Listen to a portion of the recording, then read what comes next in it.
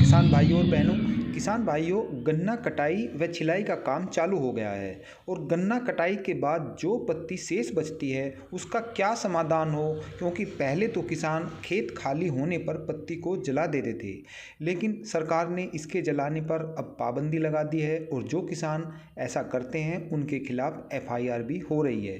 अब किसान को यदि उस खेत में गेहूं या अन्य फसल की बुआई करनी है तो यह एक बड़ी समस्या उनके सामने आ गई है।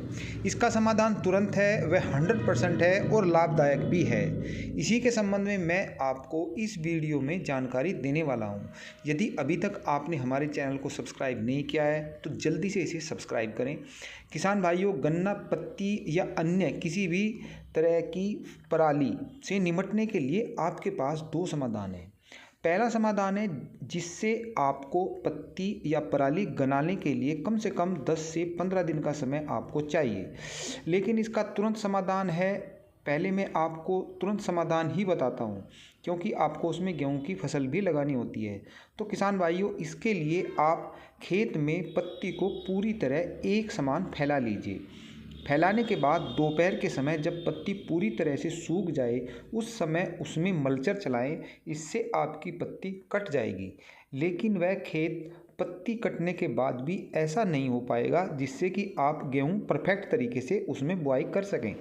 इसके लिए आप उसमें मिट्टी पलटने का काम करें। इससे जो भी पत्ती आपकी कटी है वह तुरंत ही नीचे ज़मीन में दब जाएगी और खेत में आपको केवल मिट्टी ही नज़र आएगी। वहाँ पर न आपको गन्ने के झुंड मिलेंगे न पत्ती के अवशेष दिखाई पड़ेंगे। तो आपको एक बार मल्चर चलाना है, एक बार रोटावेटर चलाना है। इसके बाद आपको मिट्टी पलट से मिट्टी पलटनी है। इसका आपको एक बड़ा फ़ायदा यह होगा, जो पत्ती या गन्ने के झुंड ज़मीन के नीचे दबे हैं उससे आपकी ज़मीन पानी ज़्यादा पीने लगेगी। मिट्टी के हानिकारक लवण भी ज़मीन के नीचे चले जाएंगे। वह फसल में बम्पर बढ़ोतरी होगी। साथ ही पत्ती जलाने के बाद भी जो सरकार का सर दर्द है वो भी आपको नहीं लगेगा।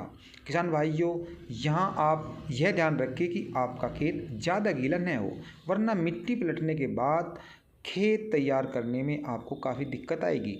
किसान भाइयों, यदि आपका खेत कुछ सूखा सा है तो 2 या 3 बार उसमें आप हैरो चलाकर भी खेत की पत्ती को काट सकते हैं और उसमें आसानी से फिर आप मिट्टी को पलट सकते हैं और उसमें जो गेहूं की बुआई होगी उसे वो परफेक्ट तरीके से आप कर सकते हैं। इस विधि में मल्चर को भी आप खेत में ज़्यादा घुमाने की आपको ज़रूरत नहीं है।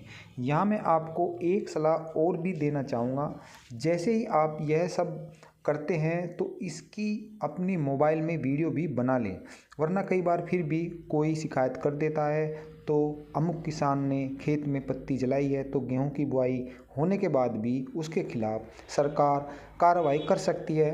यदि ऐसा है तो आप लेखपाल कानूनगो को यह वीडियो दिखा सकते हैं।